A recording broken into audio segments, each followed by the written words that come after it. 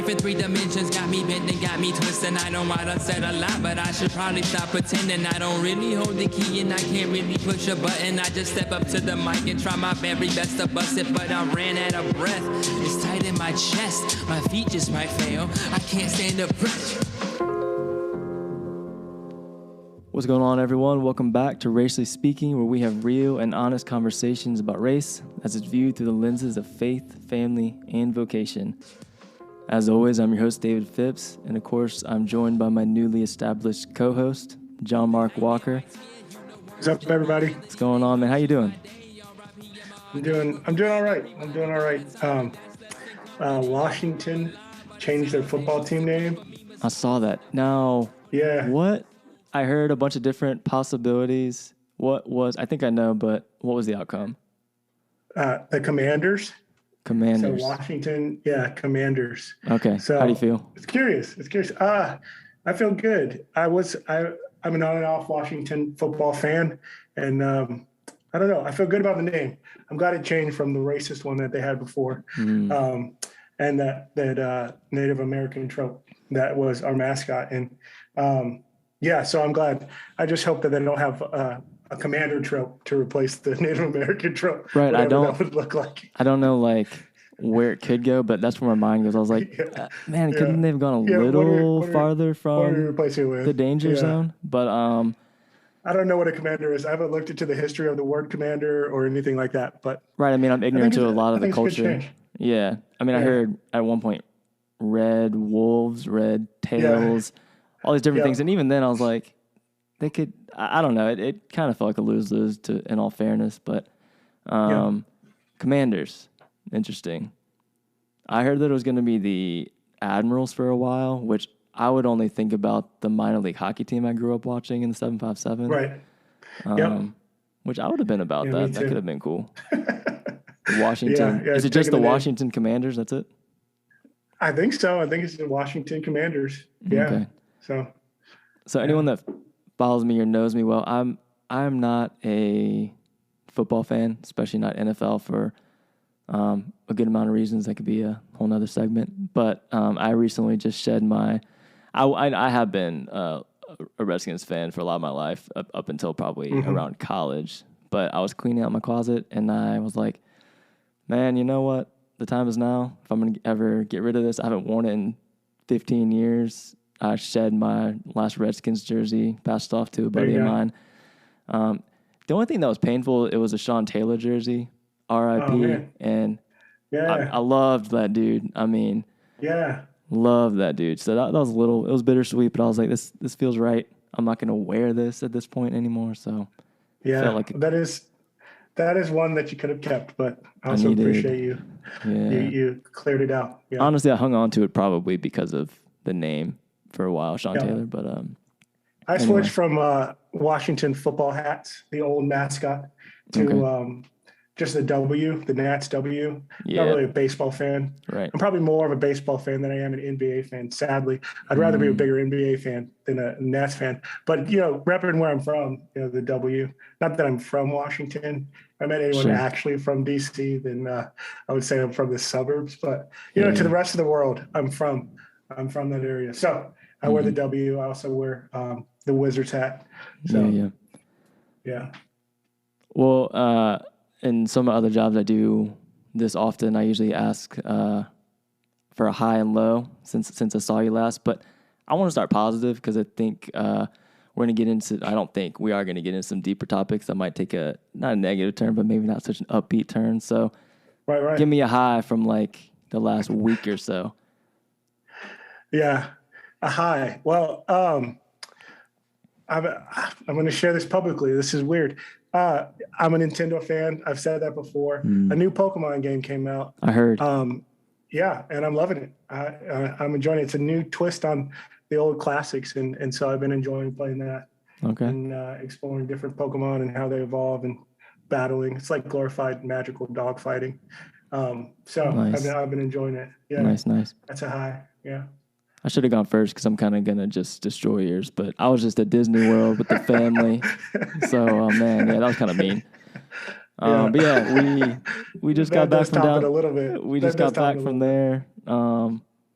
we're all COVID free, and so I mean they run a tight ship down there. Florida, well not Florida, I but bet.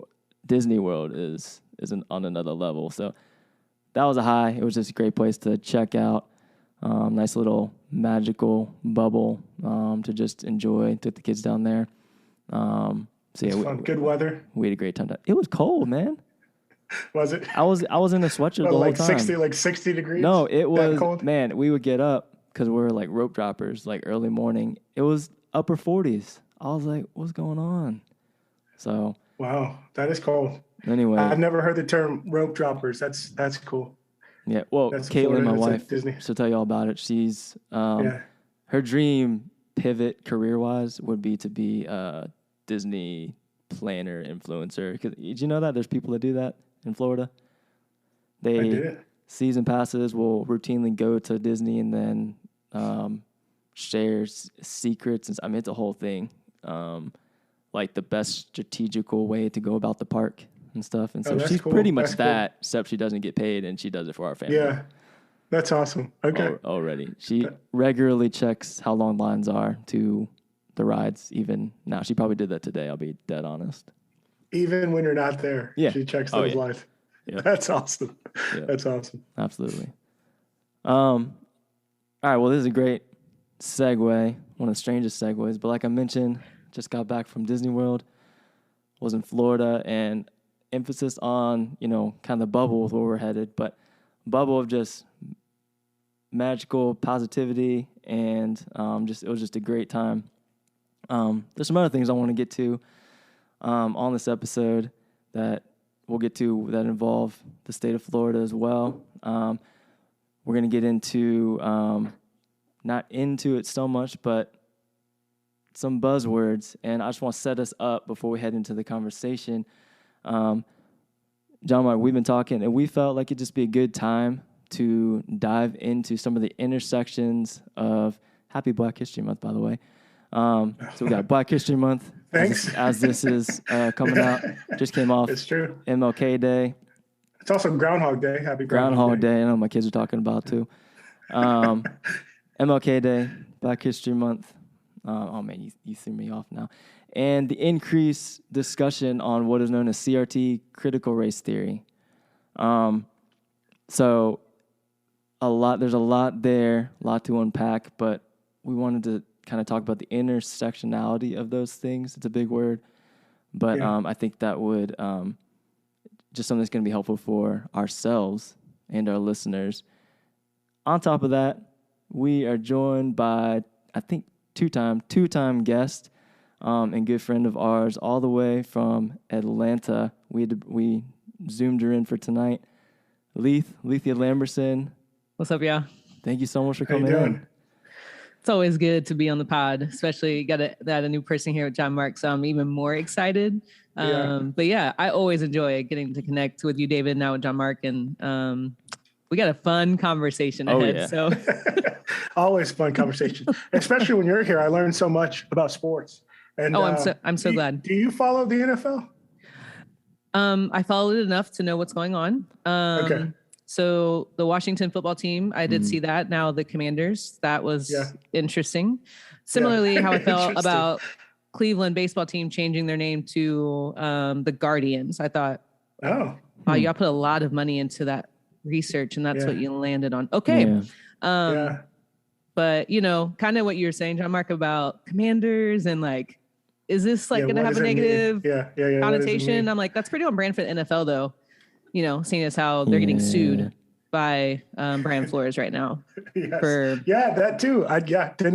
Their racial problems. Too. So, but hey, we have it in the end zones and on the helmet. So I had to pump the brakes. End racism, so I had to pump the brakes on forming all my thoughts about what's going on with the NFL right now as I was prepping for this, because I was like, that'll be too much. When we sign off, we'll go ahead and pencil you in for another. We got to get her back. Slot. Totally get you back. Because NFL's a mess. As usual. I mean, and you talk about quarterbacks, right? And like, it's hilarious. Do they let black people be quarterbacks? Sometimes, For real though, I don't follow the NFL, but I will watch the championship games and probably the Super Bowl just see what happens. But one, I was heartbroken that the Chiefs were out of it, Mahomes, because I like him and I like watching him. How about them Bengals? Who they? And I'm not even. Here's the thing. I'm not even a Bengals fan. I don't rock with the NFL like that. But I'm from Ohio, right? And I have family members who are ride or die for the Bengals. So where are they from?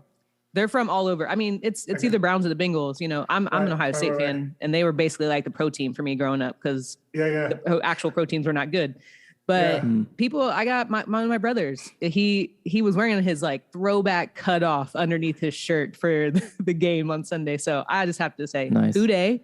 I know. And I am cheering for the Bengals to win Me the too. Super Bowl. Same story. Sorry, my David. dad's side of the family is from Ohio. I was born in Columbus. Okay. So yeah, Cincinnati, like that's where my grandma lived. Would always visit her. So who dey? Yeah, so excited for him. I didn't even know. This is how not a football fan I am since COVID. I watched half a football game, and it was this football game where I saw the Bengals win. This whole season, that's as much as I've You picked engaged, a good one to watch. Right? Yeah, I did. Seriously. So I turned it on. I was like, what? The Bengals were playing. So I was so pumped. That's amazing. The Bengals are on. I'm excited about the NFL. Yeah. That's hilarious.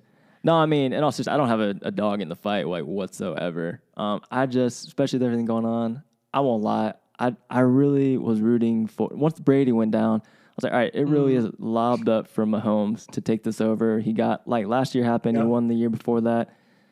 It'd just be amazing for a black quarterback to be, he had the time, I think it was the right time for him to take over as the face of the league.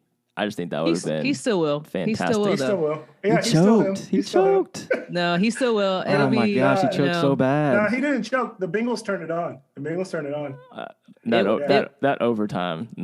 It was rough. He might have choked it overtime. I think it was a team, the whole offense, though, really, because he had so much time on one of those plays when Sam Hubbard sacked him.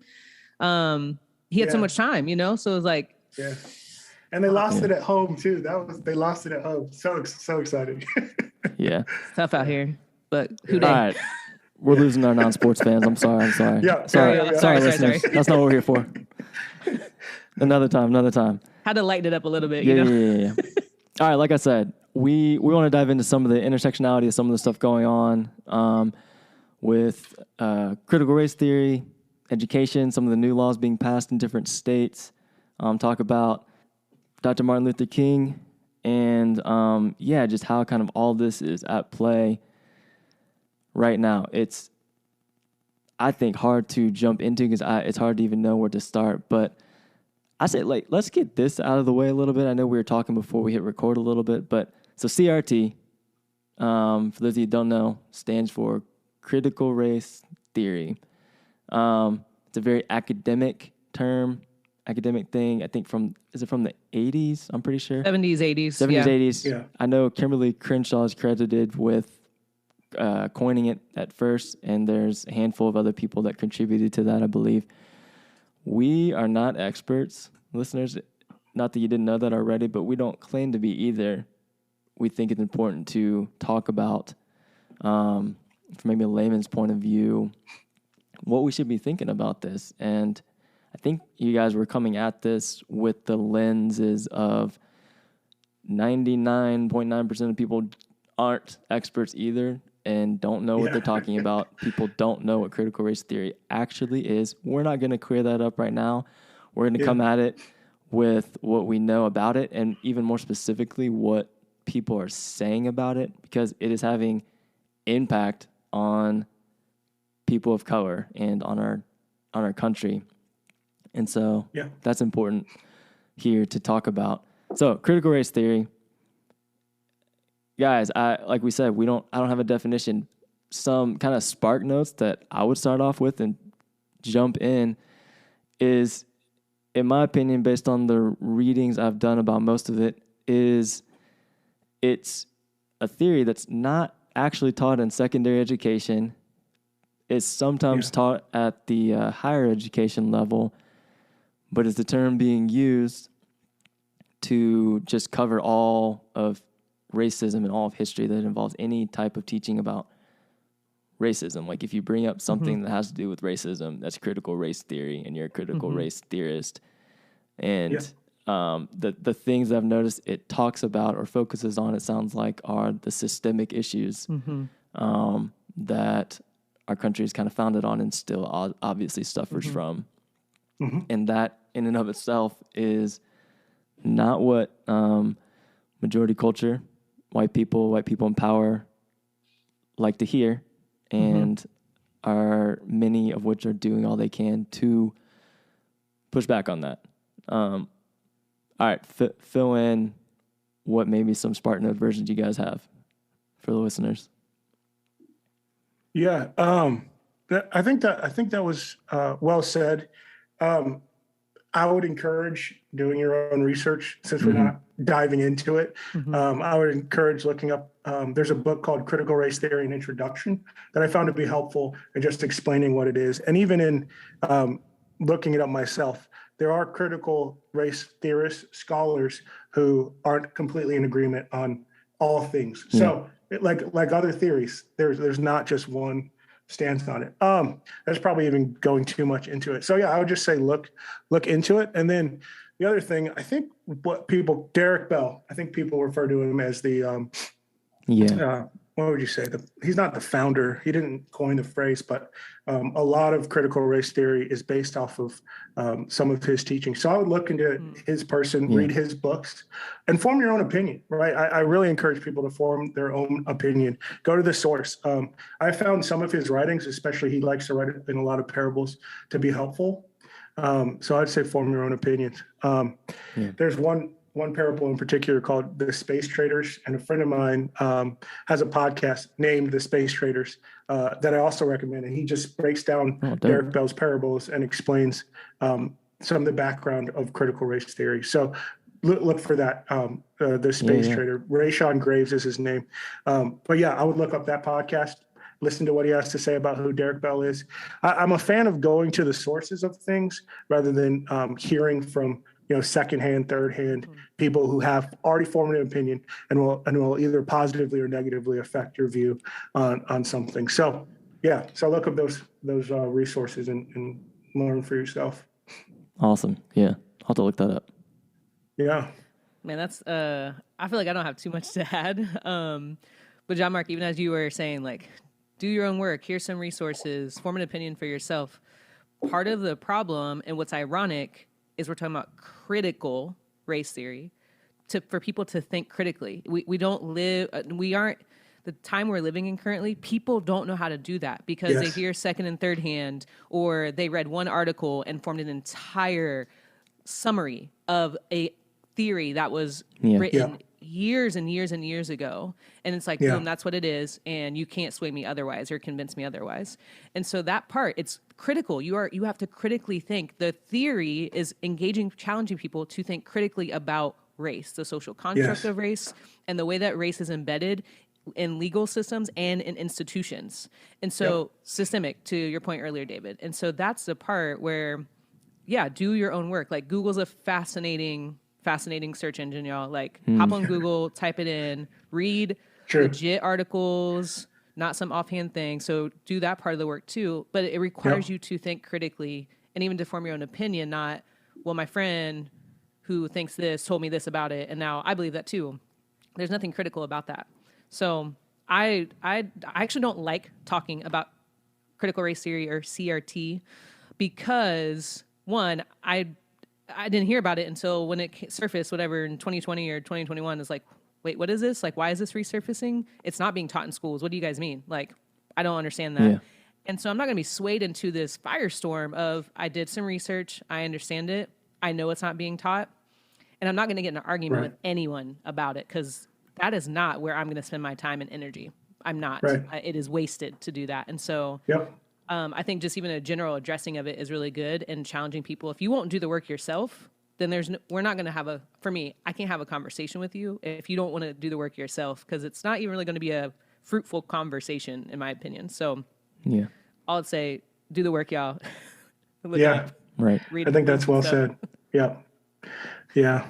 Would you say, would you guys agree that we are, because I'm thinking about from our listeners' point of view, us mentioning we don't want to take the time to do this, but I understand the irony. We are taking time to do this much. Would you say I feel like we are addressing this because we kind of feel like we have to at this point. Like, we're not the ones that brought this up. This is kind of like a modern day, like this history is repeating itself. Like, it's critical race theory is being brought up to broadly categorize all these things that have to do with real history.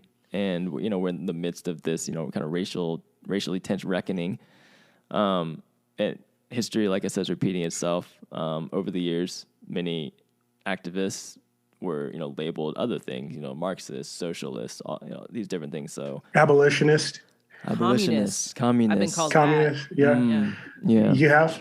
Yeah, the work that I was a part of with what I will not name right now, we were called communists. So I was like, oh, really? That's really? Oh, that's wild. Man, okay. That's wild. That category, but all right. Oh, man.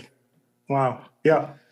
Yeah, no, I feel like this follows a tradition of taking, when people are in pursuit of justice for the marginalized, the oppressed, they get labeled certain things instead of engaging with the thoughts and the methods. They actually just get labeled. It's kind of a lazy way of dismissing people who are pursuing justice. And I mean, what was it before it was CRT? Social justice warriors. Y'all remember that? Yeah. It was like that for I've been called that too. Yeah. Have you? Yeah. I mean, it kind of sounds like a compliment. Yeah, it kind of does. Like a warrior, you know. All right. I fight some stuff. Just start saying thank you. Yeah. yeah, thank you. But now they just say CRT, which isn't as cool as woke. A warrior. Woke has been weaponized. Yeah, woke too. Well. Yes. Woke has, yeah. Which that's another conversation too. The origins of that word is how it's been co-opted. But yeah, David, I think to your point, we are spending some time, but we're not doing a whole podcast episode on critical race theory. We're not going to do a whole series on it. And so I think there isn't. I don't like talking about it, but there's an element of understanding it, like a kind of like a summary in some sense. I'm not going to get into all the tenets. I'm not going to read all the academic books and do that extensiveness of it. But there's a general understanding of what the theory is, where it came from, what it's addressing. And so there has to be some general conversation because some other things we're going to talk about are tied directly to that. Yeah. And so I think this is important that we can address it in this way. And it's going to come up in other parts of our conversation because all of these things intersect, because people are using critical race theory so broadly to address a number of things as a way to remove it. And so we are forced into it a little bit. I just am aware of like, I'm not going to waste a bunch of time arguing with someone. It's like, here's the facts. If you've actually never even read anything like what critical race theory is, that's the end of the discussion for me. If you've read some stuff and you want to have a conversation about, this is being taught versus I heard it was being taught in some way. What was it? That's the part where it's like, okay, let's talk about it. But this is a way to challenge and invite people, I think. One, if I've never read anything, like, oh, I should go read for myself. So I think there's just this importance to talk about it in some way without saying we're not diving into it. We're not critical race theorists. And so I'm willing to spend a few minutes on it with y'all and then keep it moving, you know? I'd love to get an educator or educators or two on here. So shout out to educators listening. Yes. I don't know how much, they're allowed to talk about this without, I understand risking your job to do that kind of stuff, but that would be just very interesting to hear from straight out of the horse's mouth what is going on there. Because we just came off MLK Day, where just started Black History Month, and I know my kids at least are learning about Black history in school right now. But that kind of leads, praise God. Yeah, that kind of leads to Leith, your point. A general understanding, I think, right now at this point in time is necessary because a general understanding is being used for power. People are passing laws, bills, getting elected based on just a general understanding that they're spouting off to people, quite frankly. And a caveat, this isn't I know it sounds super political, not a political statement, taking one stand on one way or the other. Necessarily, it's just calling a spade, in my opinion, and that really is what's happening. We're going to get into some of that.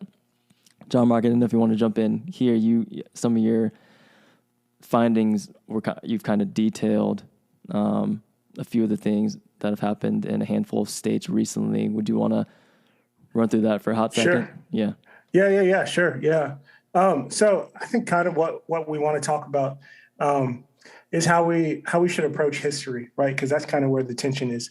How do we talk about hard history? So states that I've done a brief amount of research on, Virginia, Texas, Tennessee, Florida, all have recent examples of censorship concerning what history is taught in public schools. Virginia recently had an executive order banning the teaching of critical race theory in public schools.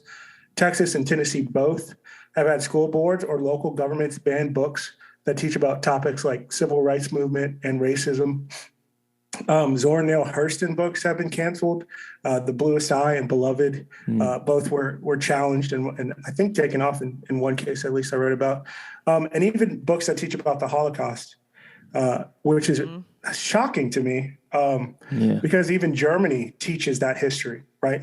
So it's shocking to me that they would be like removing books that teach about that, all because it's hard history and they think it's too hard for children to read. Like that is some of the thought behind it, right? So yeah, the reasons they give, I think, vary case by case, but it all seems to come down to should we or should we not teach our children hard history? And even in Florida with the new bill, do you remember what the name of that bill was, David? Yeah, with the Individual Freedom Bill. Florida. With that bill, right? Individual freedom bill. It has to do with comfort of learning about these things. Like they don't want to feel discomfort when being taught about race and hard history and diversity. And so they're passing a bill for comfort, right? Yeah, we can even start with Florida a little bit because that's kind of fresh in my mind. I even pulled it up. So the Senate Bill 148, called Individual Freedom Bill. We've talked about how even individualism is rooted in privilege by white culture. They gift wrap this thing to pick apart, in my opinion, with just even the name. It's very on brand. Individual Freedom Bill. It is for the U.S. Absolutely. I mean, it literally is about comfort, and it's illegal for, I guess anybody, they'd have to say, but for white people to feel uncomfortable, or probably anybody, but mainly white people to feel uncomfortable teaching about something like this. So individual freedom, providing that subjecting any individual as a condition of employment, membership, certification, licensing, credentialing, or passing an examination to training, instruction, or any other required activity that espouses, promotes, advances, inculcates, or compels such individual to believe specified concepts constitutes discrimination based on race, color, sex, or national origin, revising the requirements for required instruction on health education, prohibiting instructional materials, reviewers from recommending instructional materials that contain any matter that contradicts certain principles. Sounds super vague with a bunch of kind of stuff, but I'm thinking that the required, I work at a university, required training, diversity training, whatever, that is good. But even it sounds like that stuff, if I feel uncomfortable taking that, it's illegal for me to have to take it now. It sounds like that's where we're headed. And this is, I know some people might be listening thinking, it's just one state, big deal. But this is concerning to me because literally this is called, this is a law, and it's a bill that people already empowered, it's illegal for them to feel uncomfortable about teaching facts in history about other people who are, for status in a lot of ways below them. And I want you guys to jump in, but the comfort thing, it's so hard to get around because it is laughable to me because the things they would be teaching about, so they don't have to feel uncomfortable teaching it, right? But the things that they would have taught are history of laws that were created for their comfort to begin with. And people don't, I think maybe some of us might, most of us know the general knowledge, but I don't think we take it to heart enough. I think we might watch like a Hidden Figures or I don't know, this makes me feel old now, but Remember the Titans or something, and be like, oh yeah, that's a good Titans. Story. That's the one we always go to, right? That makes me feel good, like unity, and that's about racism dying and stuff. And it's like, but the for a football team. Just for the football team. Yeah, so I'm thinking about how powerful. I've talked to a lot of people that like a movie like Hidden Figures is super. Like the first time they're like, oh wow, that all that actually happened. So the comfort thing of like literally, like let's sit with this for a second. People are allowed to not feel uncomfortable teaching about the fact that, you know, you can say anything. I'm not even just say people of color, Black people specifically were not allowed to do anything that white people were able to do. There were Black hospitals. I was just reading with my kids about Rosa Parks recently, back at the bus, Black water fountains or colored water fountains. Sorry. You know, restaurants and then employment and housing. Everything was about comfort. Swimming pools, so I just think I truly believe if more people understood just the disparity and how ridiculous something like this is, it's concerning, and it's something which is, I think, the intersectionality of all this is why we're here kind of talking about the importance of why we should care about this when there's policies like these being made. Jump in. Oh, I mean, I have lots of thoughts. When I was reading up on it earlier, one of the things I wrote down, it talked about the legislation would prohibit individuals from making people, quote, feel discomfort, guilt, anguish, or any other form of psychological distress on account of his or her race, color, sex, or national origin. I said feel discomfort or anguish. So you can't teach anything that would make anyone feel discomfort or anguish. But the thing is, history is hard. Like, there have been atrocities that have happened globally and here in this country. You can't, in a way that's true to history, you can't talk about the Declaration of Independence and July 4th, 1776, and not talk about that there was a genocide for this nation to be founded as, quote, the United States of America, a genocide to try to wipe out an entire people group. Yep. There's reasons that indigenous people are on reservations, on certain places in the country, and are fighting to get even some of that back, right? Yes. Yeah. But it is inaccurate and so problematic to ignore that. Now, is that going to make someone feel uncomfortable and discomfort and maybe anguish when you think about if you actually read what happened to indigenous people? Well, yeah, it should. I mean, it's uncomfortable for me. And I'm not indigenous. It's uncomfortable for me. And my people that I know didn't do it because my people I'm of African descent. So they were enslaved in the process of it. So it's so wild to me. This is so on brand. Like I said earlier, it's so on brand for things in our country where we want to continue to whitewash it. And so people do feel comfortable.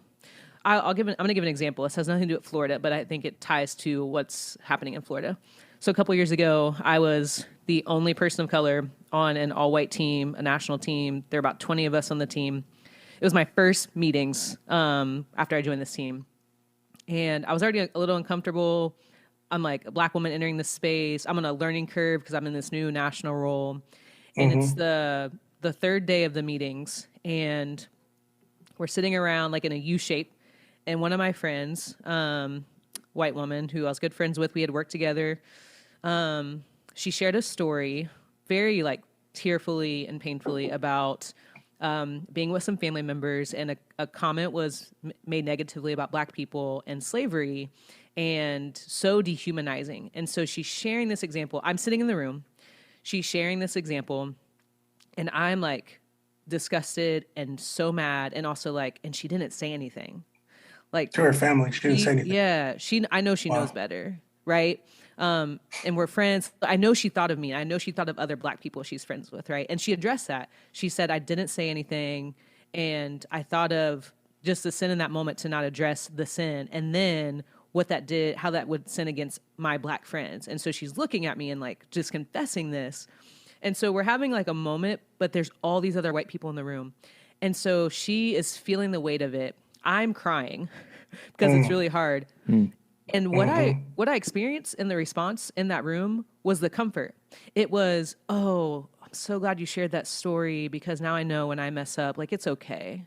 It's okay. Like, oh yeah, like we don't get it right and it's okay. To the point where a number of people had responded that way. She said, please stop trying to rescue me out of the weight of the sin. I want to feel it and I need to feel it. So I hope to never do that again. Wow. Yeah. And then That's powerful. what's wild is it continued. So I'm Really? sitting there, I'm like, did they not just hear what she said? She literally said, stop. Stop it. And they continued because it was a source of comfort of, oh, I have bias and all these things. And yes, we are going to mess up. As a Black woman, I have harmed and hurt other people of color. And I'm aware of that and I have a lot to learn, right? So this is not just about white people. At the core, though, it's about the comfort. And for the majority currently in our nation, that's going to change soon, is white people. And so it is about, we want people to feel comfortable. And when you want people to feel comfortable, you're not going to tell the truth. So we're going to have another generation of people growing up not knowing the truth. And that is a problem because we repeat history when we don't know it and we don't tell it accurately. And so, and the other thing I thought as I was thinking about this bill was, who gets to define what's uncomfortable or discomfort? That's what I was gonna say. I was like, it's so I was thinking that too. subjective. It is because so say if we're in a room, right? It's like, well, I feel discomfort that you're not talking about it. So you don't want to talk about it because it makes you feel uncomfortable. I feel uncomfortable that we're not talking about it. Right. Well, you wouldn't be the teacher there, so it would be all right. But I mean, in any case, if they're in a school system, right? If they're trying to talk about it and the student's like, hey, because this bill, it's so broad. I'm like, it's going to be interesting to how it unfolds, right? So if I'm a student and I'm like, oh, hey, Miss Jones, I feel really uncomfortable that you just said slavery. Oh, okay, so what's going to happen? And I'm sitting in the class like, slavery really happened here. We know, we have facts of it. I'm uncomfortable that you don't want to talk about it. So what do we do? So that brings up. I was wondering Doesn't make any sense. what your guys' thoughts were, like your upbringing with on the eve of like a Black History Month or MLK Day, knowing that maybe your school's about to teach. I'm sorry, I was away from the mic. Is about to teach about it or about slavery for the first time. Obviously, you have grown up having those conversations in the home more, but was it? I'm just trying to think of like the comparison. I think I'm assuming there's a different kind of discomfort knowing you're going to go into school, especially if maybe you're surrounded by a lot of white people, that everyone's going to, be looking at you or something. It's just going to be uncomfortable and painful for you. But so there's that kind of discomfort, but you want them to teach it. But then, on the flip side, now there's this kind of like, well, we don't want there to be discomfort teaching about it. So I would almost say, do you think that dynamic has been weaponized towards the Black community? If you know what I'm saying, like, well, we just want to get rid of all discomfort. Like, let's unify and no one feel discomfort. Does that make sense? That's not even possible. That's what's wild about it. It's not possible to live life, whether you know Jesus or not. It's not possible to live life and not feel any type of anguish or discomfort in general. Anyone can attest to that. And anything. Suffering is a part of the reality that we live in. Being human. Things are uncomfortable. So that to swing the pendulum and like, well, we don't, our Black students are already uncomfortable and we don't, let's just be unified. How can we be unified? Right? Like, that's what I'm saying. Like, that's crazy to me. So I wouldn't be surprised if that's part of the reasoning behind that type of argument, but it's reckless. And you have I was reading about it in that the Senate time in Florida, one of the Black senators was like, this is ridiculous. You just don't want white people to feel uncomfortable or feel guilty about anything. This is actually not helpful. Yeah. And what was even less helpful was it was a man of color who proposed the bill. That is difficult. Yeah. And I appreciate what you're saying, Alethea, because somebody's got to hold the burden of the hard history, right? So not talking about it leaves it on the shoulders of those who have suffered most from the effects of history, right? That feel the echoes of history most deeply, right? So if we stop talking about it, then the Black students, the brown students, the Native American students in public schools are going to be like, why is nobody telling my story, right? My historic story, my family story. Why is nobody seeing me, right? Asian students too. I didn't want to leave them out, but you know what I mean. Like, if we don't talk about it, we leave that burden on those children, right? Because I mean, we know the talk, right? That every family has, and I think it's different for different people. Like for Black and brown kids, the talk is like, this is how you survive an encounter with an authority figure out in public, right? And it starts young, right? It starts at like when do you leave the house? When you start going to school, preschool, right? You need to learn how to interact and be respectful because bad things will happen because brown skin is already marked against you, right? So the question is, when does that same thing happen for white families?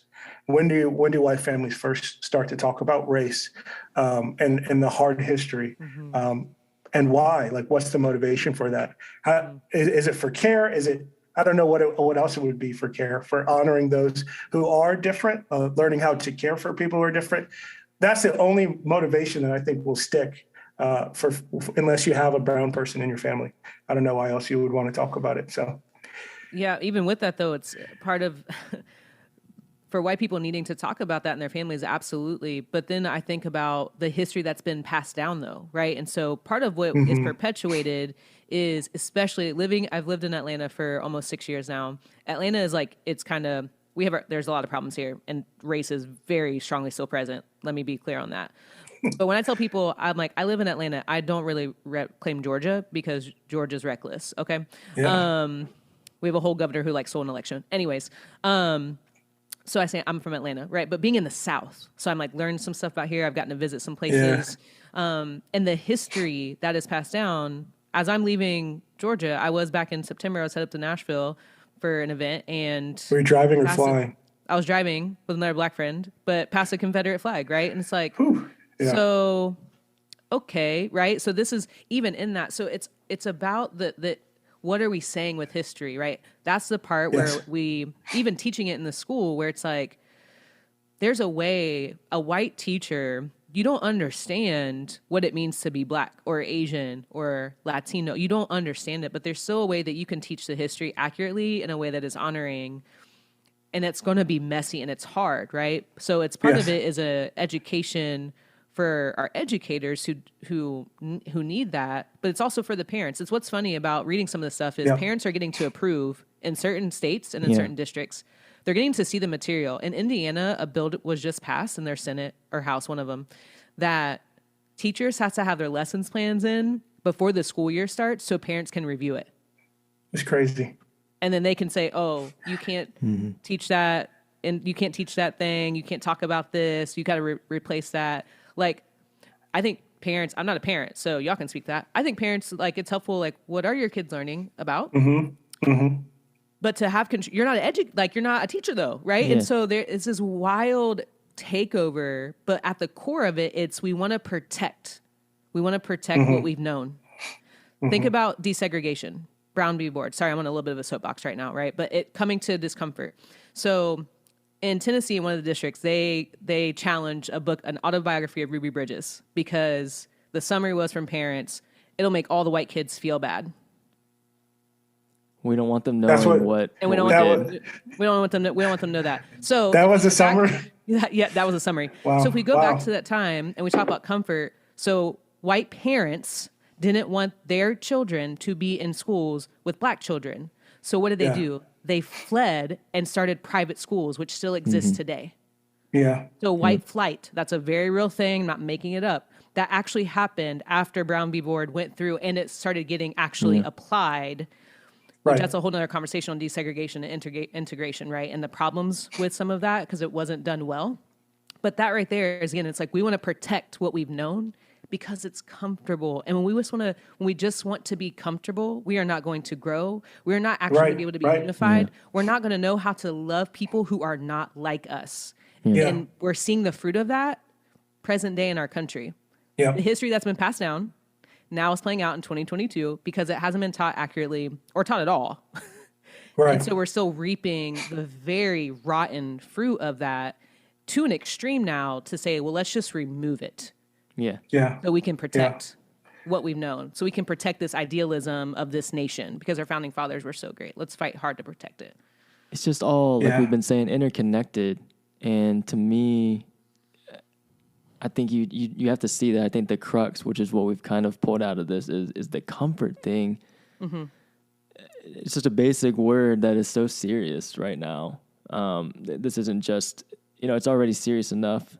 I think that there would be this kind of censorship in the school system, but I think it'd be wrong not to acknowledge what a step backwards this is when oftentimes people that don't want to talk about racism and history say, well, we've moved on from these things and, there's no more desegregation and they don't have to mention slavery, but how there's a failure to see, but don't you see that this are these steps heading backwards? Like this is literally heading in that direction. I'm not saying it's definitely going to go there, but I think it is wrong, disingenuous to not acknowledge like that. This you realize this is more in line with desegregation moving backwards than moving forwards, and we're living in a time now in the last couple of years that I thought we were all gonna have open arms and teach this stuff more and jump into education and understand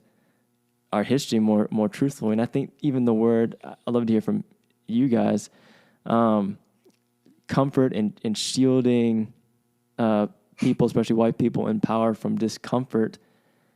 That would be, I think, is a little bit triggering based on where we're living, because on the climate we're living in right now. Because I kind of even go to stuff like police brutality, and which is what has kind of propelled us into the moment we're in a little bit right now for a lot of people. But I don't. It's hard not to even go there a little bit with a lot of defenses coming up when Black people are murdered in the streets. And that's rooted in so often, and I felt threatened. I was uncomfortable, and it is connected. I don't know if you guys make that connection, but I'm just like, it's so interconnected for me, and I can't unsee or feel that or speak out about that because that just is heading in the wrong direction based on what so many people, in person or I've just seen, like, have said they don't want to be part of heading in. And I'm like, something like this in Florida, these other states, Virginia get passed, and I'm like, what is happening? Anyway. People can say a lot of stuff. I'll just say that. You can say a lot of stuff. I don't know if y'all saw the stats that came out sometime last year that was talking about the money that was pledged, after in the wake of Ahmaud Arbery, Breonna Taylor, and George Floyd, right? Okay. And it was like, we're going to give all this money to Black organizations and businesses, and all this money, like 50 million, something crazy. I forget the number, was pledged. And it was an embarrassing amount that actually went through. And the reality is people will jump on that bandwagon real quick because it's, quote, the right thing to do, but they don't understand it. And they're not actually committed to it, because that means it costs me something, not just financially, but it does cost me something, but I'm not ready to count that cost. I'm not ready to go there. And so I say the good thing, but when it actually costs me something, I'm actually out, because I actually wasn't really for it from jump, because I don't really understand it. But I felt like if I didn't say something, if I didn't post my little black square, then someone was going to say something about it. But the reality is I really wasn't about it. And so that's part of the problem now. Even as you were talking, David, one of the things that came up was there was a bill in New Hampshire that said it would ban teachers from advocating, quote, any doctrine or theory promoting a negative account or representation of the founding and history of the United States of America. So where was this? Say that again. New Where is this? Hampshire. New Hampshire. Did this pass? This hasn't passed. It's a proposed bill. It's a proposed bill. Okay. The fact that it's even proposed, I'm like, this is wild. That's just out in the open. That's just it's just out there. Just out in the open. But deeper than the discomfort is it's tied to fear. Like, I fear if I don't post a black square, someone's going to say something. But then if no one asks, I don't have to actually commit to anything and changing. Because if you actually look at it, the voting in the 2016 election and 2020 did not look very different. Yeah. Right. So did we actually change? No, because that would have cost us something. So it's tied to fear. The discomfort is tied, the layer underneath that is a fear of what are you going to take from me? Because, quote, I worked hard for this. Well, that's interesting. Maybe back when the GI Bill came through and you got land and the generational wealth that was acquired from that is actually what propelled you. And there's reason and the black people did it. A wealth gap, precisely. But okay, you don't want to talk about that. It's tied to a fear of, I've been told this is how our nation started. So don't talk to me about the fact that in line 33 of the Declaration of Independence, it still says merciless Indian savages. Yeah. But don't talk about the genocide of indigenous people to form this nation. Does that mean that we couldn't read the Declaration of Independence in school because that might make some people feel uncomfortable because of how it's written? I mean, if you get past the very beginning part of it, you have to go, a few lines down, but yeah. Yeah, that's true. That's true. Yeah. That's a great question. Anyways, I think you make a great, it is, when you really look at it, it is massive steps backwards, because the reality is what happened in the summer of 2020 was I almost used the wrong word there. It was an awakening to an extent for mostly white people. I would say for other people as well, even for some black people. I mean, there were things I feel like in myself that were unearthed, right? And so it hit people in different ways. Yeah. But I don't believe, and we can see this now 2 years later, I don't believe this country was actually ready for what that awakening meant. Yeah. And so because they weren't ready, and because it's tied to fear, we now have books being banned across the board. Such a whiplash, right? Professors not able to teach. There was a professor who actually got removed from teaching something in Florida because of that bill, because it was about race. Wow. So anything, like it's this massive, Dr. King called it the so-called white backlash. And so he talks about it in a number of his different speeches. But that's essentially what we saw, the wave of that in post-slavery with Reconstruction, and then what happened with that, and then black codes being put into place, and then Jim Crow and segregation, and the backlash that came from Brown v. Board. You see it, it's oh my gosh, it's history. Like, this is not new. Cycles repeating. Totally. So we're taking massive steps backwards by saying we're going to remove books and we're going to censor. But here's what's ironic, y'all. Sorry, I'm on a soapbox right now because this really is firing me up. Yeah. Yeah. Go for it. So the people, a lot of the people that are wanting to ban or are banning books are the same people who were screaming about cancel culture. Oh my gosh, they posted one tweet 5 years ago and you're going to cancel them. I can't believe it. A year later, hey, make sure you remove that book about the Holocaust because it makes my child uncomfortable. I'm uncomfortable thinking about that. Remove that book that's talking about race because white kids don't need to be told that they're just terrible people and inherently racist, and they're going to feel bad and grow up and feel terrible about being white. So no one's saying that, but remove that. But a year ago, cancel culture, gosh, that was so real. Or the First Amendment, right? That's fascinating to me as well. Yeah, freedom of speech. Yeah. So you said something. You said you mentioned Dr. King, right? You mentioned Dr. King. So Dr. King said that about the white backlash, right? That's fascinating because I've heard him quoted a lot lately saying that we shouldn't judge by the color of skin, but rather the content of character against these conversations, right? Yeah. Quoted against these conversations, right? Sure. So, and going back to Black History Month, the question you asked a few questions ago, like what was taught? So I was homeschooled until high school, from fourth grade to high school. So every month was Black History Month in my family. So I learned a lot, right? And I didn't realize I wasn't being taught I wasn't learning the same things that other people were learning in private schools and public schools. But when I got to high school, that assembly, I mean, who was covered? Dr. King, of course, Rosa Parks, heroes that should be covered. Yep. But it is that I have a dream that one day, my kids won't be judged by the color of their skin, but rather the content of the character. But they take that part out. They don't read a letter from Birmingham Joe. Yeah. They don't read the rest of that speech and continue to see, or even the context of why that's said. Like, why did he need to say that? We couldn't talk about it, right? Because we might touch on CRT, or we might touch on some hard history that makes someone feel uncomfortable, right? It's this, yeah. So I appreciate that you mentioned Dr. King he was aware of it. He taught about it, like read him, like as you quote him, read him. Yeah, that, and again, Google and YouTube, I'm like, y'all, this is, stop going off of the little soundbite of that clip, that one clip from I Have a Dream speech, and not even understand why there was a march on Washington, what all else Dr. King said in that speech. That's one speech. So he talks about the so-called white backlash in his speech called The Other America. People don't talk about, when we talk about voting rights, in 1957, Dr. King talked about give us the ballot when he's talking about voting rights. There's so many things that people have overlooked. He talks about, he pushes back on an interviewer in 1967, like 11 months before he was assassinated. He was being interviewed at Ebenezer Baptist. And he talks about the whole, like, pull yourself up by your bootstraps, like just dismantling that idea, right? It's like, well, if I don't have boots, how am I going to pull them up? Right, exactly. You got the boots. Exactly. I don't have the boots to do that, right? So there's so much that, again, whitewash. So again, we want to feel really comfortable with Dr. King. And so I just say that generally in our country, I have grown immensely in understanding that Dr. King is so much more than I Have a Dream speech. What's really funny, and Lecrae talks about this in one of his songs, people are like, be more like Dr. King. He's like, he was assassinated, right? Shot him in the street. Facts. Yeah. Yeah. Oh, Facts. Okay.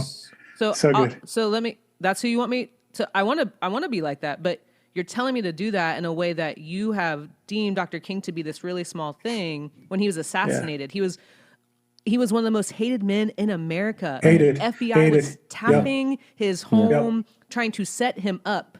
So if there were groups of Christians that cheered when he was assassinated. Yes. Precisely. Right. So if Dr. King solely wanted us to have a colorblind theology, why would anybody want to kill him?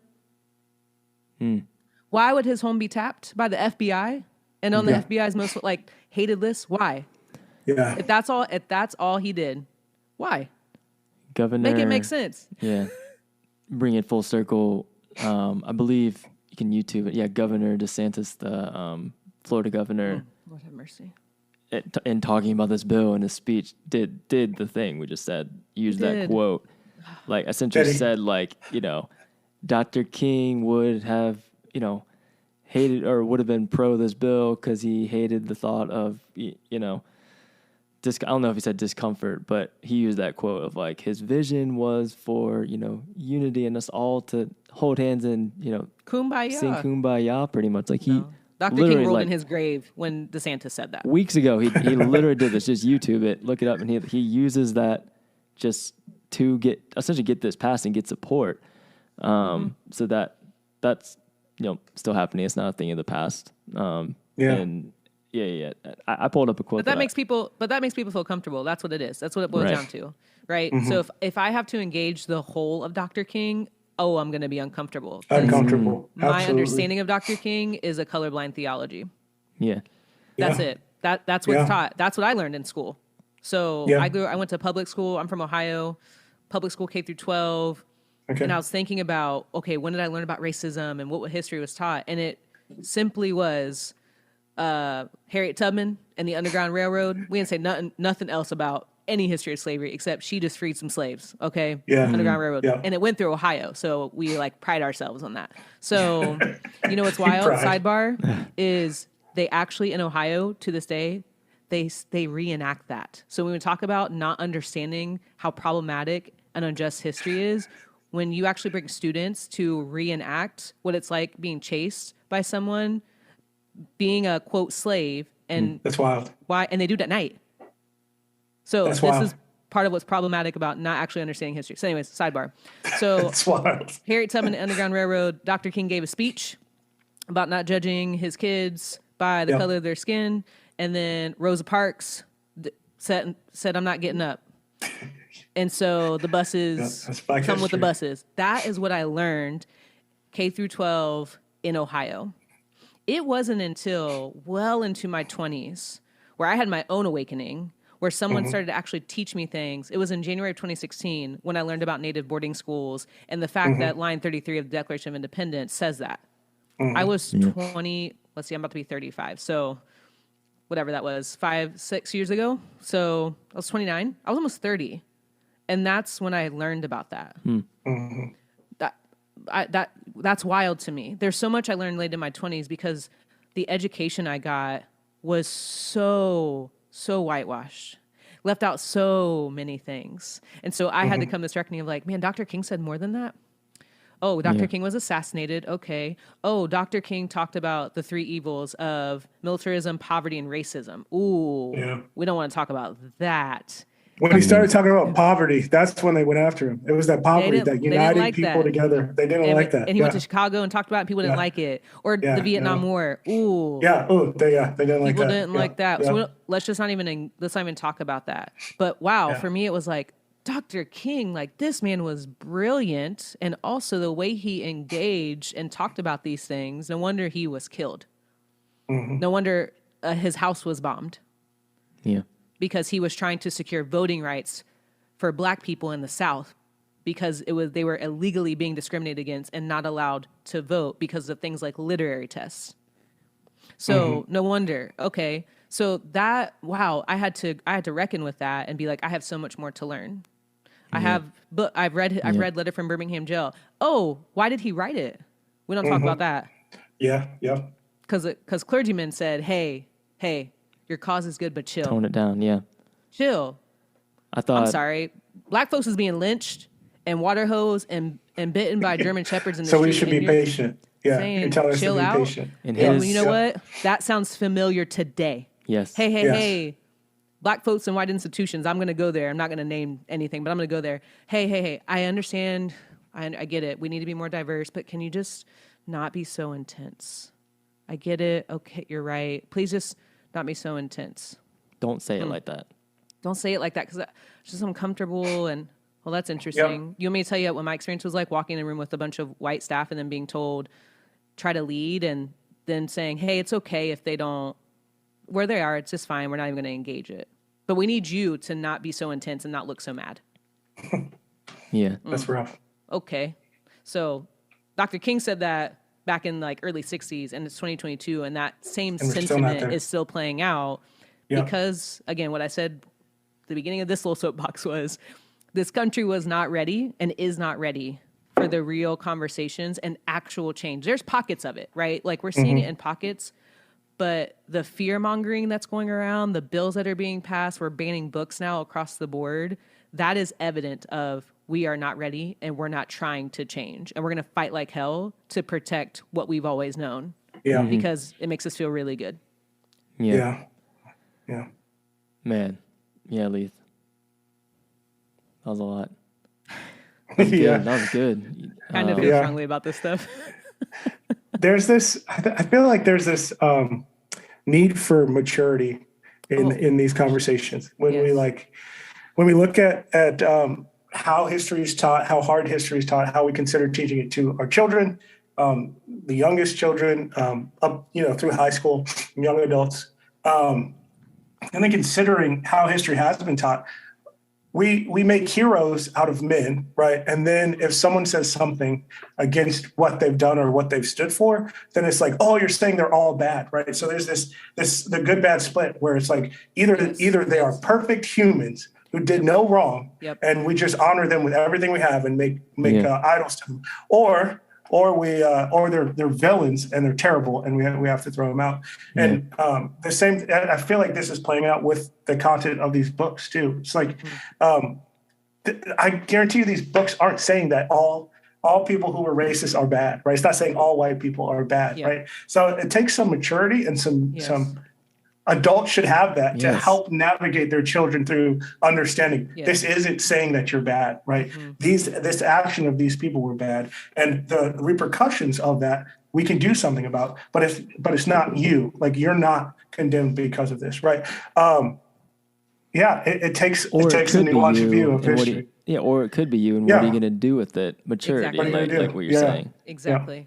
Yeah. I kind of just stopped referring to certain books like seems like a long time ago now, but A White Fragility. Like it'd be people asking me like something they could read, and that was when it was pretty new. I was like, read this. Yeah, it's very helpful. I was in a discussion group with it with some other faculty on campus, and lots of pushback. Not by everybody, but or I would have somebody not asking what to read. Because they were uncomfortable. Right. And so I would have people, or the people that read it, it'd be one of two things. Like people that read it, not everybody, but often would say, well, I just don't feel like it told me, well, one, I felt bad, but then it didn't tell me what to do anything. I just want to know what to do. So that's one side. Or else the other side, my favorite, is when people who haven't read it give me the Spark Notes version of what they heard about it. And I'm like, yeah, it doesn't sound good, or it doesn't sound like it's helpful, or I disagree with it worse. And I'm like, but you didn't read it. And so like I don't, and then have deer in the headlights look from those people, and I'm like, what do you want me to say when you ask for a recommendation and then you don't read it, but you combat it without reading it? So that was something I just kind of I started just honestly politely saying, look, don't read it if you feel bad. If you feel guilty reading it, that's not why I told you to read it. So don't read it. Yeah. Right. And there are other things to read. Guilt is not the most helpful feeling, right? So there are other things to read. Something Leith and I's friend, but Ashley Bush, who's been on here, something she said when she came on here stuck out to me a lot when I was thinking about this podcast episode is she grew up around where I'm at right now, Christiansburg, and she shared a story of when she said something racist at school. And I don't know if it was directly to somebody or whatnot, but she was, reprimanded by the administration, and they kicked her out of school. And she shared how she was like, that was life-changing because it was a huge wake-up call. And I'm just extremely thankful for that. There was just a zero tolerance for the one or two black kids that were in my class, and it wasn't going to be tolerated. And I was expelled. She was expelled.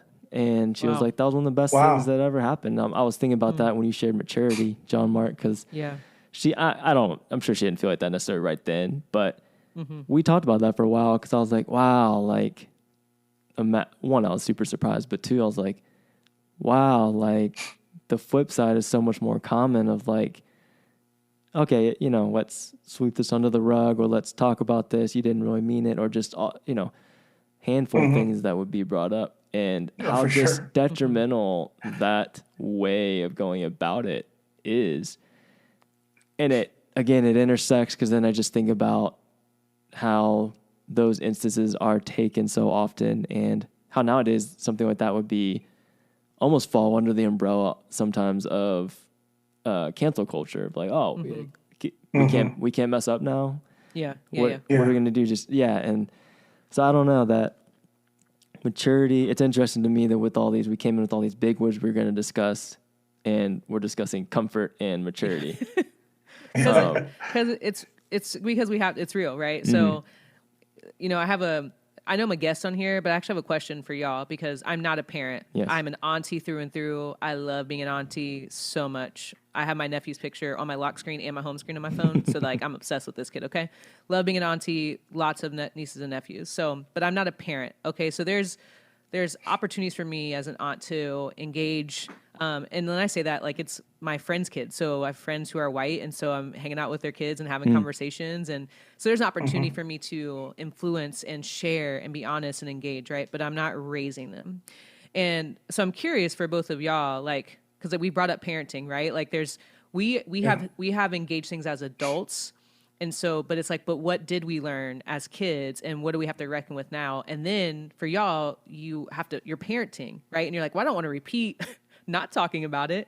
Yeah. And I'm curious about that because what I did was, this book would totally be banned right now. Why Are All the Black Kids Sitting Together in the Cafeteria? But it's a phenomenal book. It is. Dr. Beverly Daniel Tatum, brilliant. But she talks about at the early years, so preschool and adolescence. And in that section, she mentions that kids as young as 3 are already noticing and noticing differences in people when it comes to skin color and hair. And then she makes this comment about adolescence that I was reading, and I thought it was just, especially for parents, she makes a comment about proactive race-conscious parenting can make a positive difference. And that's very counter to what we're hearing now. Now it's saying, like, don't talk about it, and it'll just not be there and go away. So I'll have to say, I think it'd be cool for y'all to even share, as we're talking about this, of what's it like to parent, especially in 2022 when books are being banned and what do you do for schooling and some of those things. I'm just curious to hear some of that because that's not my reality. Yeah. I think I almost wish my wife was here because she's actually the one that she's white, but she I feel like has a good grasp on how to communicate with their kids about not necessarily just race, but race and a lot of other issues that we want to prioritize teaching about. For me, I mean, you said age 3, so I mean, I have a 3 and just turned 3 and almost 6-year-old. So we're kind of right there. And I was thinking about this actually because trying to figure out which way to go. I don't have like a lot of great advice, which is why, I said my wife has a lot of good advice, I think. But for me, what seems to be working, and I'm going based off just how it seems to be going now. Like, I'm not like, oh, we're doing amazing. But 2 things I think have been positive this past year with my 6-year-old who's in kindergarten is, I think, not forcing like anti-racism on our kids, like Aaron on that side, has helped for us because I'm geared more towards that probably by nature right now of like I don't want any ounce of that in him or around, and I'm like very defensive. But that can be too much for a kid. And so like he doesn't have all this baggage, like he doesn't know about all of this at all. So there's no reason to bring that kind of angst on them, in my opinion. And so one thing that his teacher always says is that, and he's got a pretty diverse class, which I'm super thankful for around our area, but is that he is just she says, a friend to all and like just loves everybody. And that's just, I'm very thankful to hear that. And then also we have a children's book we just got from the library on Dr. King, and I was cleaning up some of the language because I was reading to the 3 and 6-year-old. But when it said, what happened to him and a lot of John Lewis and stuff. But anyway, I was reading the part about Rosa Parks and the bus and stuff. So what I mean by not forcing, I just kind of read through it and almost see if he asks questions or notices something. And just move on. I don't say like, see, like these people are bad, these people are good. So I was just kind of reading about, why people having to sit on the back of the bus, and was turning the page. And my 6-year-old, this was last night, was like, wait, what was going on? And so I was like, okay. So yeah, it used to be so that white people lighter skin, had more freedom than black people with darker skin. And here they were only allowed to sit on the back of the bus. They were not allowed to not sit there. And he just without even hesitating was like, that's stupid. And then he was like, that's super stupid. And just like belted it out. And I was like, it was amazing. Cause one, it was funny because we've been trying to teach him not to say stupid anymore. But I was like, you know what? Yep, you're right, bud. You can say that as much as you want. It is like super stupid. He said it with like his whole chest, and it felt good. I'm not gonna lie. I'm like, if that's what you're picking up, great. That's a parenting win. I'll celebrate that. I was like, I'll take it. I told my wife about it later. She was like, I heard in the other room because she was across with the other one, like him say, scream, that's stupid. And I was like, yeah, it's about this. He was like, all right, great. Anyway, that's good. Yeah, John-Mark, what do you got for us? Yeah. And similarly, children's books are super helpful. What is the name of those books? Can't remember it, but they're cute drawings, and they're about Black heroes, and they tell how they've contributed to society. And there's one about Black women and about Black men, and so bringing those in, like reading those to them, I love doing that for them. Also, just talking about their physical appearance and how beautiful they are, right? Because they may go into the world and receive a message that they're lesser because of their browner skin or their brown hair. And my wife is white too, so they are biracial. So their experience is going to be different than mine and hers. And so just kind of helping them see that they're beautiful, they're made in God's image, they're valuable, they have worth. From a very early age is what we're doing, and then reading those books to them too. Yeah. And amazingly, right, children are able to handle big concepts like death from a very early age, right?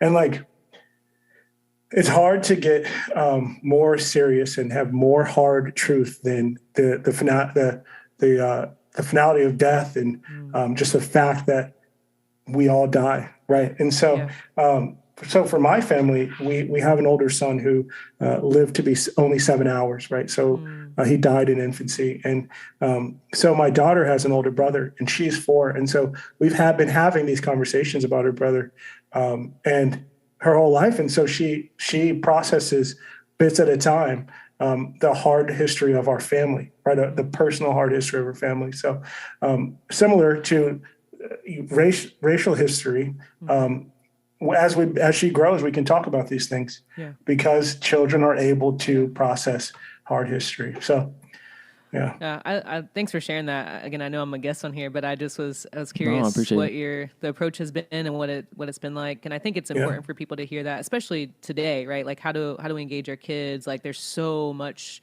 they're exposed to, and it's so different even than when we grew up, right? But one of the things Dr. Tatum actually said as I was skimming through the book to make a couple references was, John-Mark, and you mentioned this, like this positive affirmation of who they are, how God has created them, right? Their skin color is exactly what it's meant to be, their shape, their all of those things. And I actually marked in the book, like, I didn't experience this growing up. And this is not to knock my mom. I think my mom did the best that she could with what she knew. But I didn't have those messages of positivity reinforced in me. It was all the negative stuff, like my hair is nappy, so I need to relax it so it's straight because that's what's pretty, and it looks bad if it's not. I internalized that until I was 30. I had a moment when I was 32. But prior to that was starting to embrace, like, I don't want to relax my hair anymore. But then I had a moment when I was 32 that was not even planned, where I saw my natural hair in the mirror for the first time, and I almost started weeping.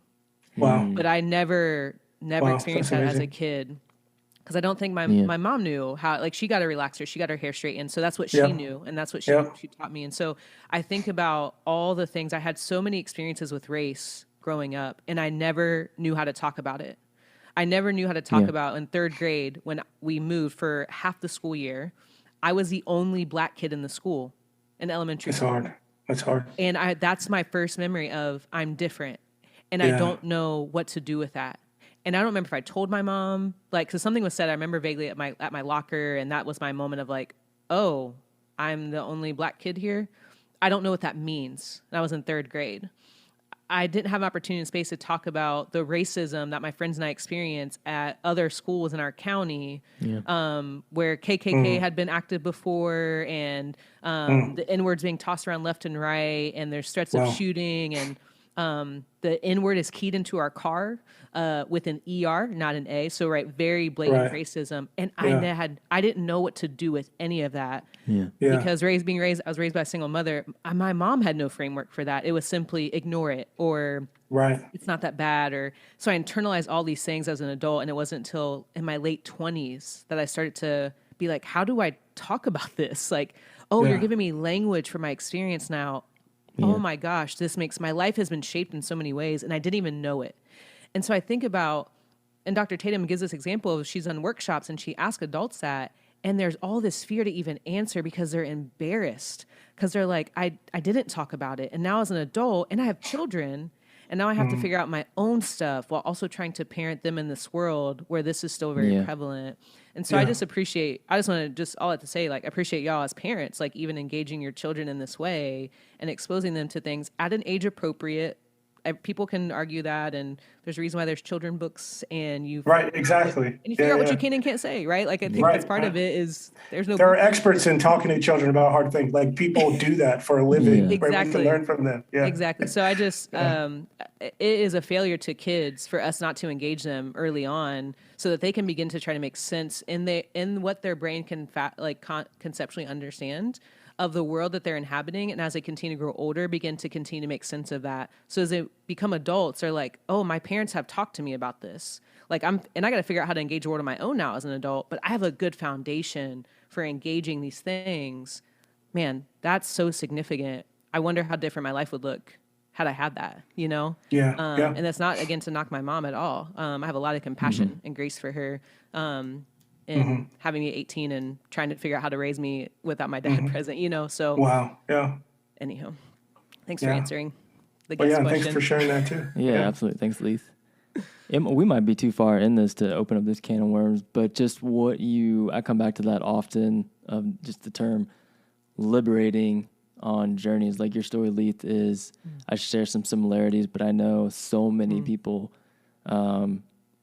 do right now. And I would just, if you couldn't tell, am very big with interconnectedness and just over the arc of things happening. And so anyway, I didn't grow up having these conversations about race either. It was much later in life that I had those moments where I was like, oh man, and that's what I've been experiencing, or this is what, that means, or this is the historical narrative behind this happening to people that look like me.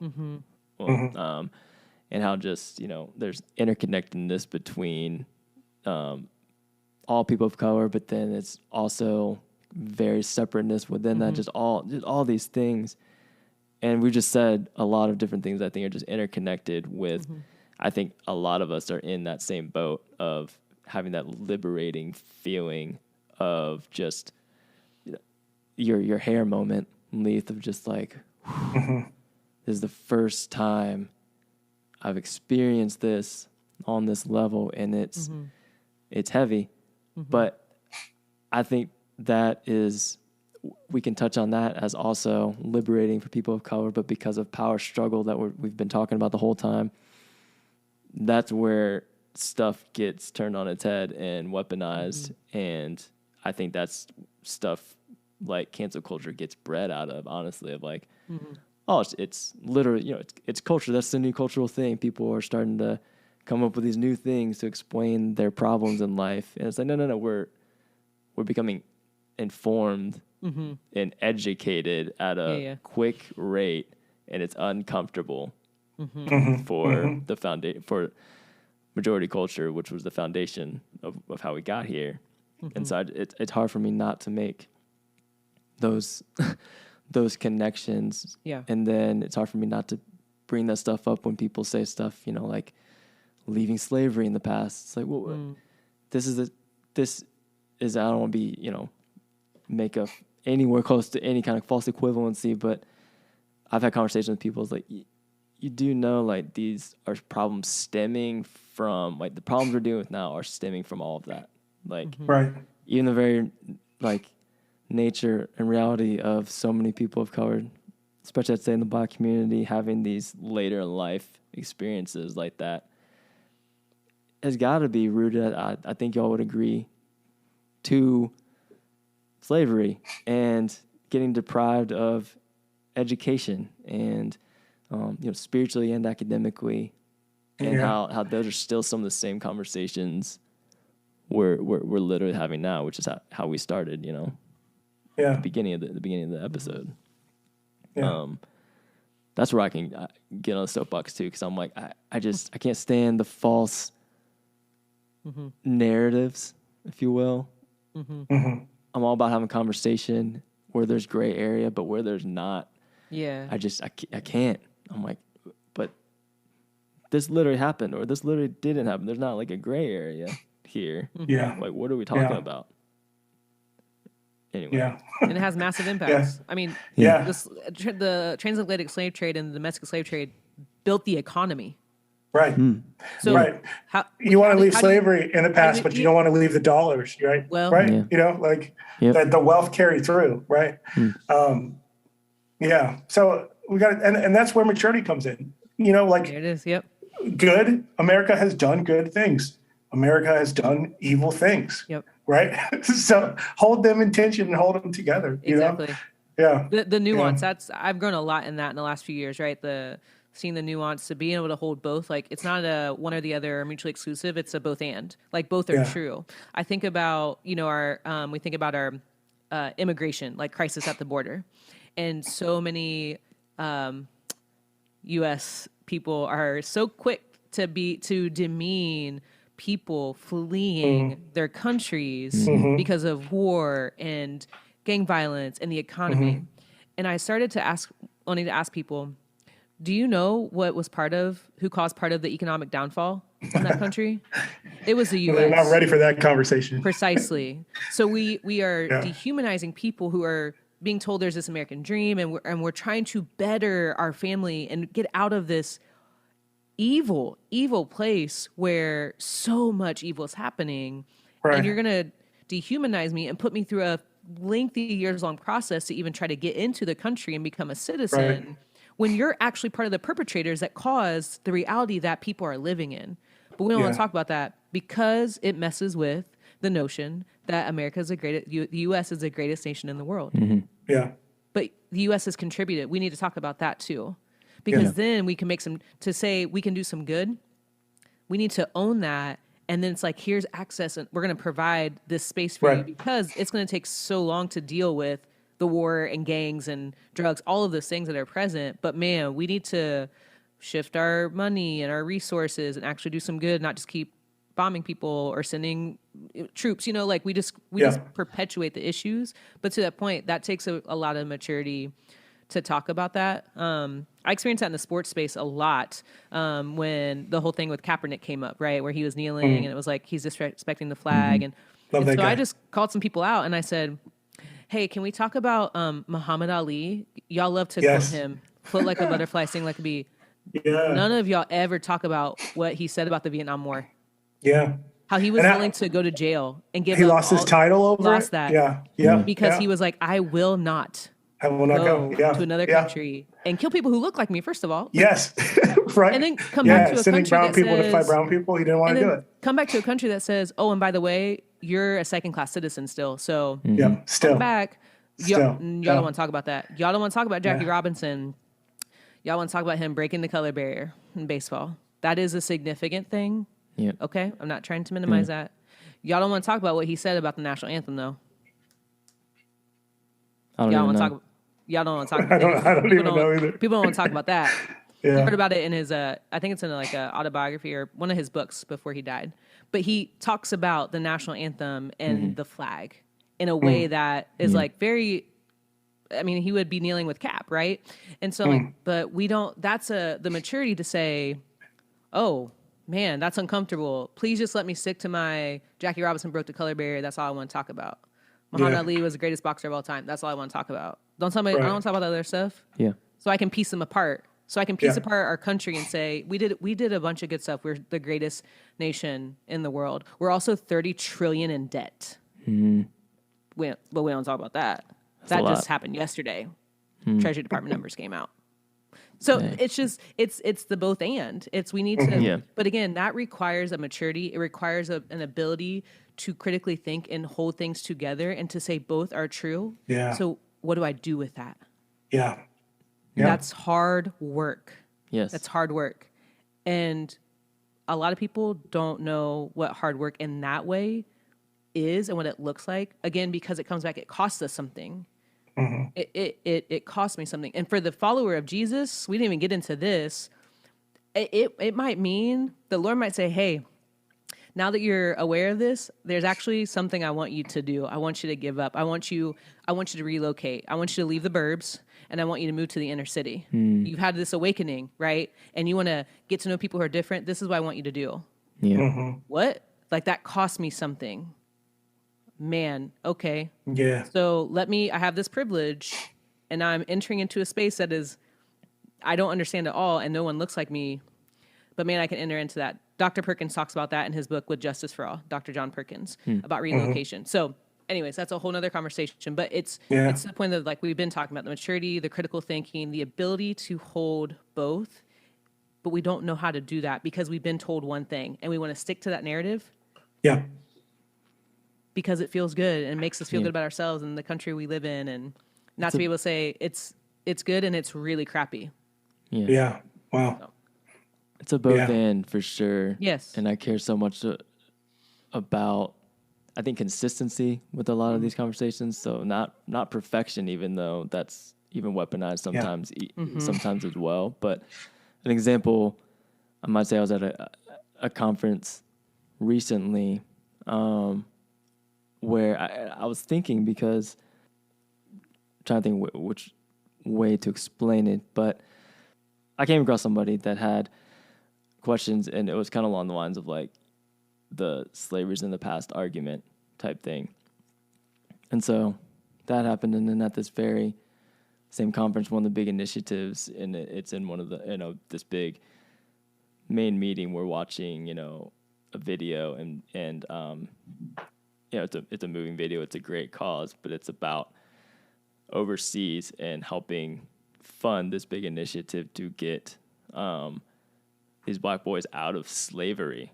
And we're like getting behind that, and it's this big emotional thing, and it is real. It's emotional and like moving. But my mind is just going towards, this is case in point of just the disconnect that there is in some of these spaces that we just have to get around. And like when you're talking about hard work, it's hard because you have to deconstruct a lot of what you have thought was right this whole time, or and maybe just, and also at the same time learn new stuff. And so it's a both and thing. Like I'm very pro what this initiative was in this example, but the the disconnect between but I thought this was all in the past, but so it's just like, let's connect these dots, please connect these dots. And and so even the example that you said, Leaf, like maybe especially those of us that identify as Christians and feel called to do different things, like maybe the answer really is moving to inner city more often than it is like I'm gonna go save people in Africa or overseas. That's not bad, but let's make those connections. And I was thinking about the flag thing with Cap and kneeling, and the whole disrespecting the flag thing. But at the same time, is it disrespectful to print out the Blue Lives Matter American flags? Like in that, doesn't that change the flag? About that. They don't want to talk about that. I thought to wear it on your swim shorts. Yeah, so, I'm like, doesn't that? Yeah. How's that not disrespectful? Again, like I wouldn't have said that if the Cap stuff wasn't brought up. But let's be consistent and mature, faithful to deconstruct our discomfort here. I think is kind of the thesis of what we're talking about here. Yeah. Truth telling is uncomfortable for people. It is. It forces you, or it can push you to reckon with something that you don't want to believe or just want to hold to. So it's easy, like even with the flag argument, right? It's easy to even when the military person who told Cap to kneel and not go in the locker room said it's not about the flag. And if you actually go read about like what you can and can't do with the U.S. flag, it's those very things, but no one talk about that.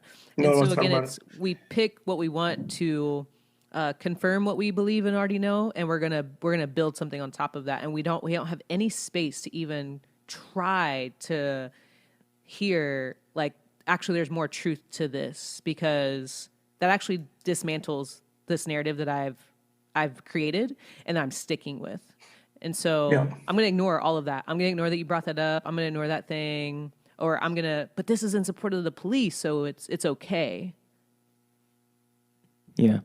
So, but again, very on brand for the U.S. I mean, this is nothing new, and that's what's wild to I think experience in 2022 is we hear Dr. King's speeches and we read about some of the history, and we're like, this is still happening, right? There's not the overt racism of like different water fountains and like I can sit at lunch counters, but there's also the feeling of I live in the South and there are certain places I'm not going to stop, because when I'm driving up, if I drive to Ohio and I take 75 north the whole way, Rome, Georgia is not far off of 75. You know what happened in Rome, Georgia in the summer of 2020?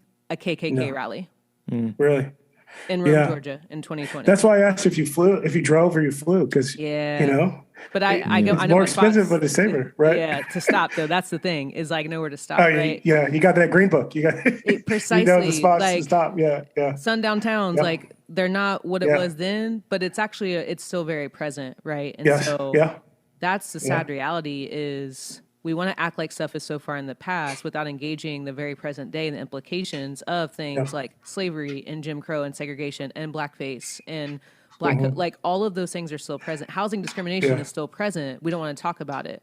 Gerrymandering is still present, but we don't want to talk about it. Like these are very real present things that are affecting and disenfranchising people of color. Here in Georgia, if people go to vote, and I think the midterm coming up or for the governor election coming up, if you give someone a bottle of water that's waiting in line for hours, I saw that. And mind you, in predominantly black counties, black and brown counties, you can go to jail. So it's crazy. That's crazy. It's crazy because of how the system is set up to where they started a new system in the 2020 election and it was breaking down. And so people were in line for hours. People were in line until 10 p.m. in certain counties in Georgia, which were the predominantly black counties. Because the system failed and it just took them so long to get it back up. But hey, if I bring you a bottle of water because you've been staying in line for 5 hours, I could go to jail. Well, I guess I'm going to get arrested because that's wild. So it's stuff like that where it's like, that is still happening.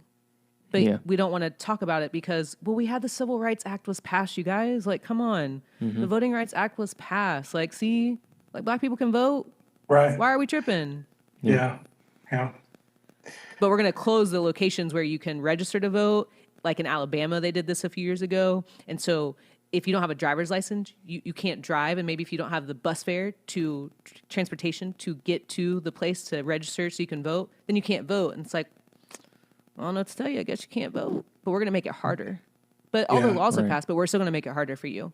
You don't have to pass a literacy test. But if you can't make it to the place where you can register, you can't register. You can't vote. You can't vote. It's twisted. Very. Yeah. I think circling back to history, I think one of the things about remembering hard history is that it is humbling, right? Because it reveals who we are as people and how we can do terrible, evil things to us. And as faith in Christ, reading the Bible, the Israelites are an example of people who remember, right? And so they remember the past of what has been done to them.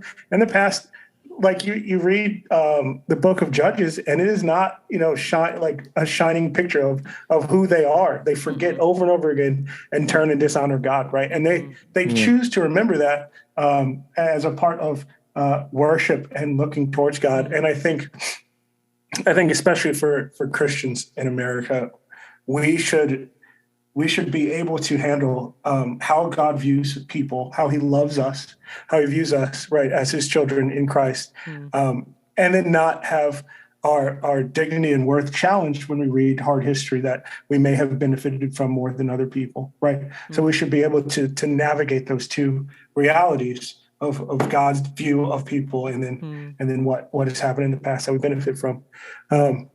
There's the book Reading While Black.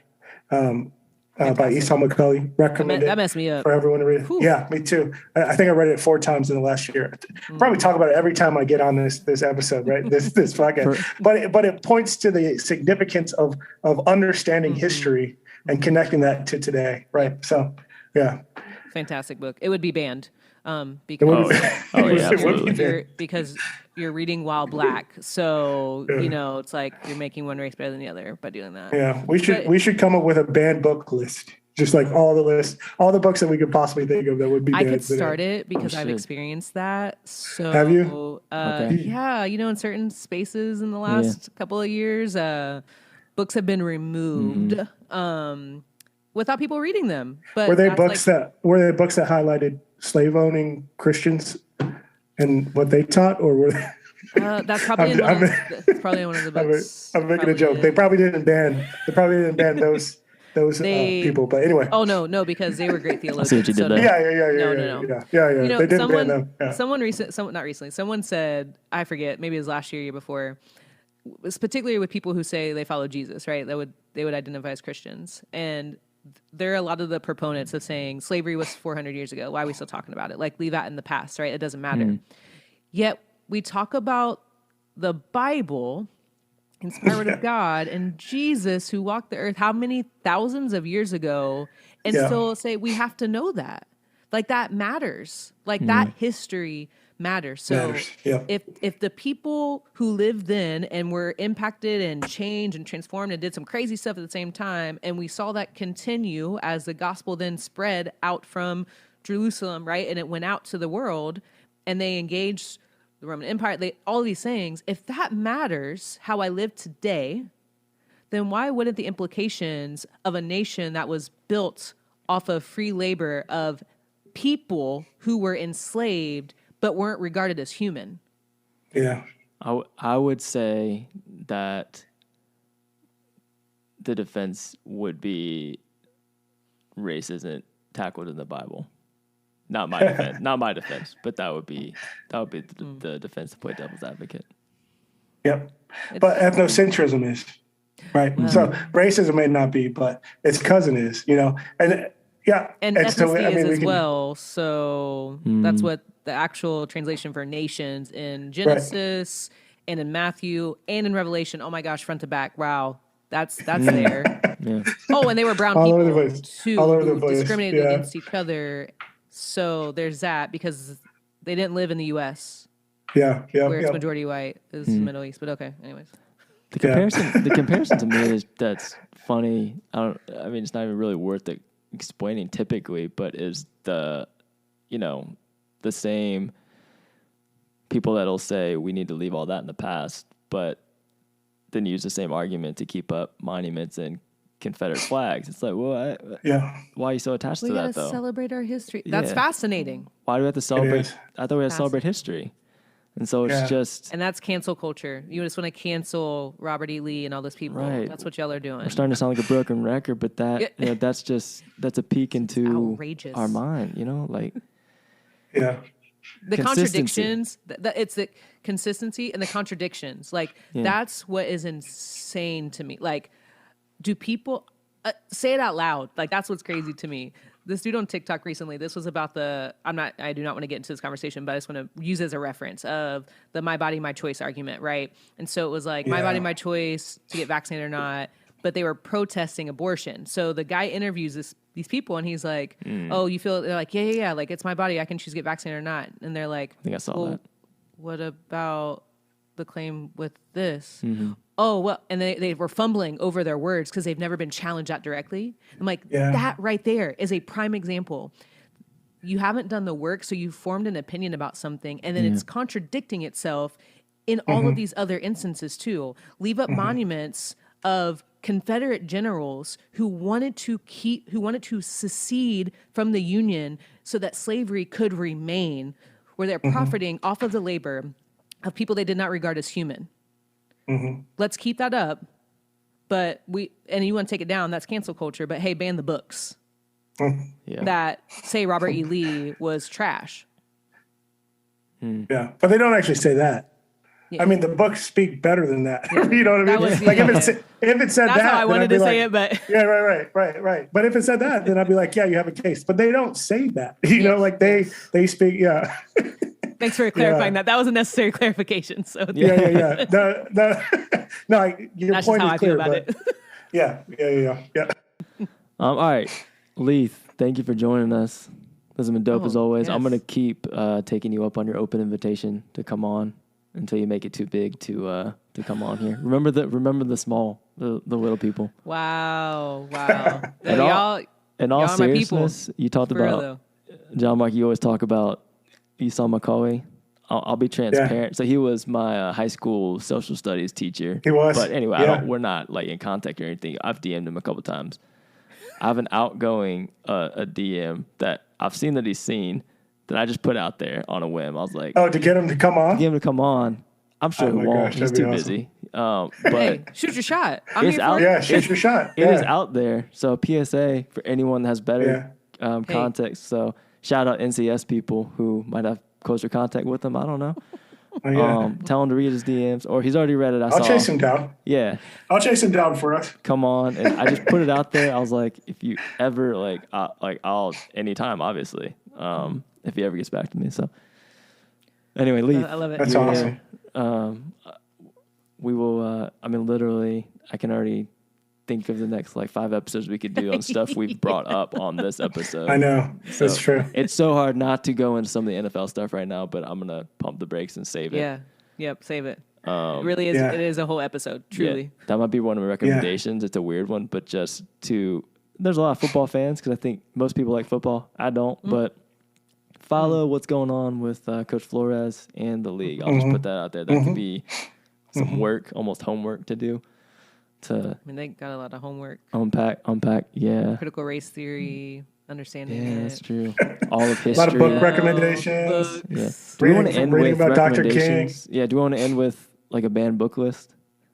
A banned book list. I'm a little kidding, but not really, because I think a lot of stuff we'd recommend is banned. Honestly, this is what I'll say. Look up the books that are being banned and then read them. Yep. Yeah. Yeah. Yep. There it is. Yeah. I mean, they're great. It's like Ruby Bridges. Like, learn about that history. Yes. I'm going to look up Mouse because I haven't read Mouse. And I haven't either, but yeah, it's a graphic novel, right? And I haven't read it, so I'm going to read it. So, yeah, look up the books that they're banning, the things they're trying to remove, and read those. Yep. And read them to your kids. Great recommendation. There it is. That was great. Yeah. All one fell swoop. See, we can be succinct if we try. Yeah, exactly. Yeah. Real talk though, thanks for having me on, y'all. This was thanks for being on. It was good chopping it up with y'all, and it was just good processing for me. I've needed to get some of this out, so thank you. No, thank you guys. Thank you guys for potting with me. As always, our music was created by the great Dylan Dent, and our artwork was created by the also great Ashley Bush. This podcast was created to elevate BIPOC voices and our allies, and to invite anyone else to listen in, learn, and grow with us. The nightmare might scare you, no worse than reality. They hunt you by day, R.I.P. Ahmaud Arbery. Everybody got a time, but that's less than comforting. I hope I'm alive by the time they choose to comfort me. Mosquitoes in the vein, or leeches on my soul. This money on my mind is a fracture in my bones. You get crippled by continuing existence like a ghost. And they wonder why we drink, and they wonder why we smoke, and they wonder why we think that everything's a joke. I'm shocked that we can sleep, must be the thought of letting go.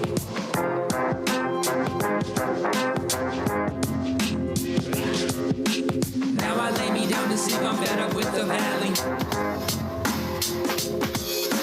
Now I lay me down to sleep, I'm better with the valley.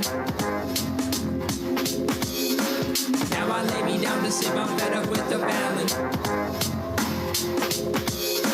Now I lay me down to sleep, I'm better with the valley. Some days you know I lie better than others. Others I like to lie under the covers.